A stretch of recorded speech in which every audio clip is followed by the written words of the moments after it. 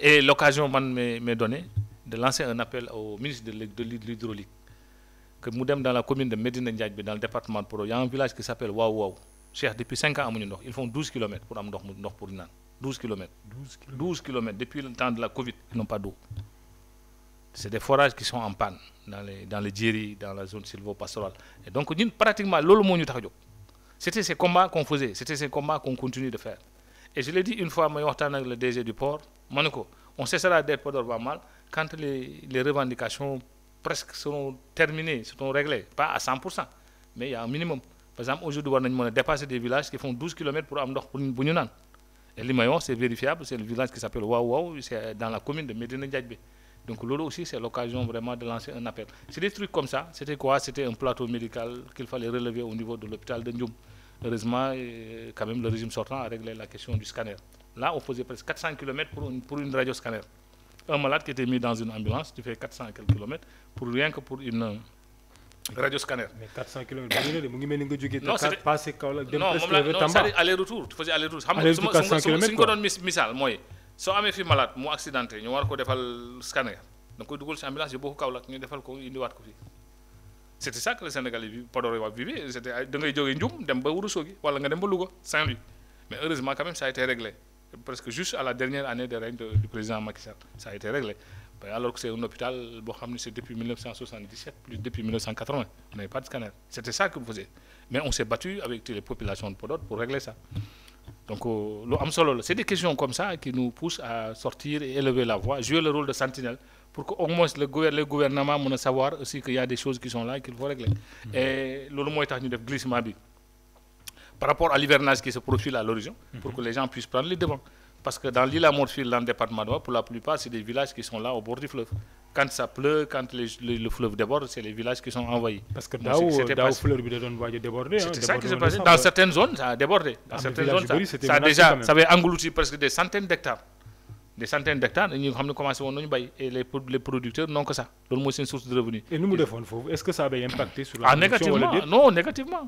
Terriblement sur les productions. Ça a affecté terriblement sur les récoltes. Parce que quand l'eau envahit les riz, tu perds, c'est tout ça qui est parti en fumée. Et alors que c'est des gens qui sont épinglés, pas épinglés, étranglés par les financements au niveau des banques.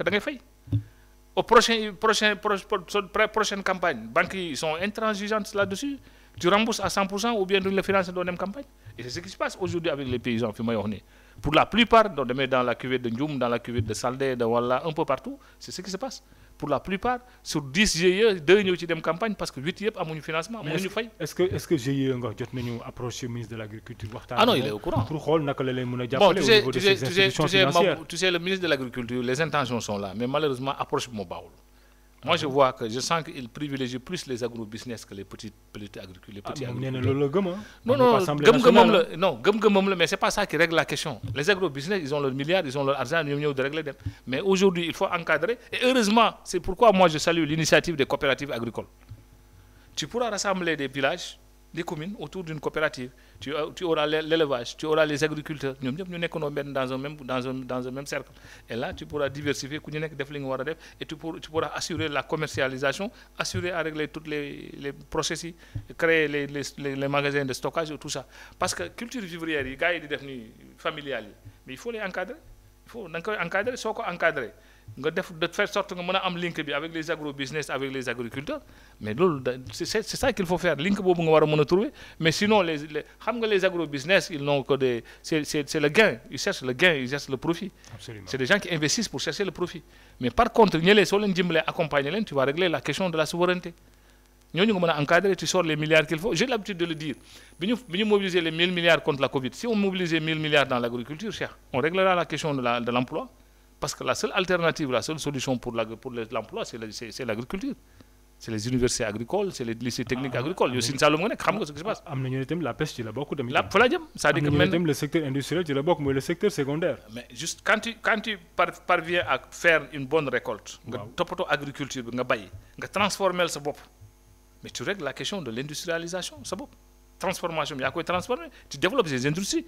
Et de plus en plus aujourd'hui, Sonacos mu ngi démultiplier mu ngi diversifier un peu avec les entreprises ñu ngi commencé dundaat ñu ngi leen di soxaliwaat et c'est ça l'objectif moo tax sànq bi ñu wax ma ne focus bi ça doit être sur ça comment voir dans chaque zone dans le cadre des coopératives dans chaque zone nga xool nooy mën a améliorer ces transformations bi fii on cultive j'ai vu hier même des producteurs de Podor développer à Guia développer la culture du blé ñu ngi koy développer di ko def mais récupérer ko nga encadrer ko nga financer leen nga jàppale leen nga defar ko maintenant les fruits soo demee en Casamance soo demee les fruits et tout ça nga jël ko transformer ko mais quand on te dit souvent ay boissons yu ndaw da nga koy jël fii dem ba Dubaï ñu transformer indiwaat jaay la ko mais xoolal l'huile d'argan da ngay dem Casamance. mais est-ce que ministre aussi il n'a pas raison ndax boo xoolee de 1960 à 2025 su la neexee pour être beaucoup plus actuel maanaam agriculture familiale la ñuy def.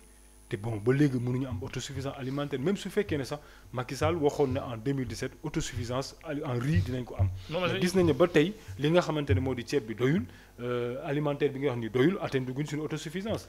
donc aussi est-ce que jaarul ñu changer un peu de stratégie dem vers peut-être essayer la stratégie de Mabouba Diagne pour xool ce que ça va donner. stratégie boobu ne va pas aboutir parce que moi j'en ai discuté avec beaucoup de producteurs loolu c'est pas la bonne approche. La bonne approche c'est d'encadrer ñi fa nekk xam nga en quoi faisant nañu aménager d'abord les terres. La vallée du fleuve Sénégal que je maîtrise, c'est 240 000 hectares. Plus de 35 000 hectares n'ont pas été aménagés. Il faut d'abord, c'est-à-dire que l'échec patent du président Macky Sall, c'est dans le domaine de l'agriculture. Ça a été un échec total sur toute la ligne. Malheureusement, si on a fait le plan Goana. Non, ça aboutit. L'initiative, elle est bonne. Dès que le président Macky Sall, Reva, Goana, lan ko gënon ba. Mais fan nga fekk matériel agricole, Mauritanie nga ko doon fekk. Dañ ko doon traverser dem di ko jaay. Kan moko doon jaay? Mais c'était les intermédiaires, c'était les producteurs de dimanche. soo demee le président Macky Sall mais Prodac lan moo ko gën a baax. Prodac nee nañ baax na de. mais c'était des belles initiatives yoo xam ne suñ ko développé woon mais malheureusement fan la mujjee on te parle de l'histoire des 94 milliards de Prodac donc aboutirul dag yi benn xaw ma ñaar lañ ci defar xaw ma ñett. man de dagu Sédhiou bi laay romb souvent. donc c'est-à-dire que l'initiative est là c'est de belles initiatives mais contrôle bi ci war encadrement bi ci war amul mais loolu lu koy indi mooy c'est-à-dire que tu traites avec des intermédiaires mais traiter directement avec les bénéficiaires demal traiter directement avec les paysans tu leur demandes qu'est-ce qu'il faut. Les séminaires qu'ils organisent à Dakar mais tu vas vers les paysans yi nga organiser séminaire ak ñoom les trucs que tu organises les missions et tout ça dans les hôtels mais demal dans les paysans demal ci tool yi nga toog ak ñoom nga ne leen qu'est-ce qu'il faut faire pour régler le problème. nee na bureau moom tool yi la de. non c'est pas xam nga show bi daf ci am solo pardon daf ci ëpp moi je le vois chaque fois dans les réseaux sociaux c'est pas ça. liggéey àndul ak bureau non c'est-à-dire que liggéey àndul ak bruit. Chaque fois tu les vois dans les réseaux sociaux ànd ak taxaw ak nit di waxtaan dans les télés dans les radios dans les journaux c'est pas ça quand tu veux faire un bon travail il faut te détourner un peu de la presse ba pare parce que sinon dafa am leneen lu yóbbu réseaux sociaux yi dañuy yàq sa liggéey mais demal vers les producteurs mais demal ci producteurs nga toog ak ñoom nga laaj leen ils te donnent la solution tout de suite mais aménager leen terre yi mais nga wàññi leen les financements defal enquête bu ndaw sur les financements avec les banques mais Cheikh duñu dunduñu parce que financement yi ñu leen di teg d'abord attanuñ ko te suba c'est pas chaque fois évident que ñu am de belles récoltes pour mën a fay ñoom ñëpp ils traînent des ardoises les pompages là les stations de pompage l'électricité n'en parlons pas tu sais un GIE suñu la indi les factures de 12 millions de 13 millions de factures d'électricité foo jëm ak moom mais c'est ce qu'ils vivent ces producteurs là lan lañ ci mën a génne soo demee ailleurs ak ailleurs c'est la même chose mais tey Sénégal bëriwuñu yaatuwuñu et on a tout dans le Fouta la Casamance on peut développer le riz on peut être souverain en matière de riz en matière de lait on peut être souverain dans la zone sylvo-pastorale Cheikh amuse-toi à faire une enquête là-bas dans les Louma c'est des centaines et des centaines de litres de lait les gars yi di sotti maire yi di sotti ci Louma yi parce que mënuñu ko jaay dañ koy brader amuñu des unités de transformation de lait pour defaraat ci ay fromage defaraat ci ay leneen stocké ko amuñu ko mais tomate bi soo demal un peu dans la zone nga xool lu fa xew lu fa yàqu soble bi n'en parlons même pas ils n'ont même pas de maison de stockage d'entrepôt yoo xam ne frigorifique dégg naa keroog le programme le gouvernement a lancé un programme dans ce sens mais nañ ko defar mais soo demee feneen ak feneen Saloum Casamance feneen ak feneen demal dans la zone des Niayes mais tout ce qui est légumes am nga ko Cheikh tu as la côte là tu as la pêche soo demee de Saint-Louis jusqu'à Bakel tu peux développer la pêche artisanale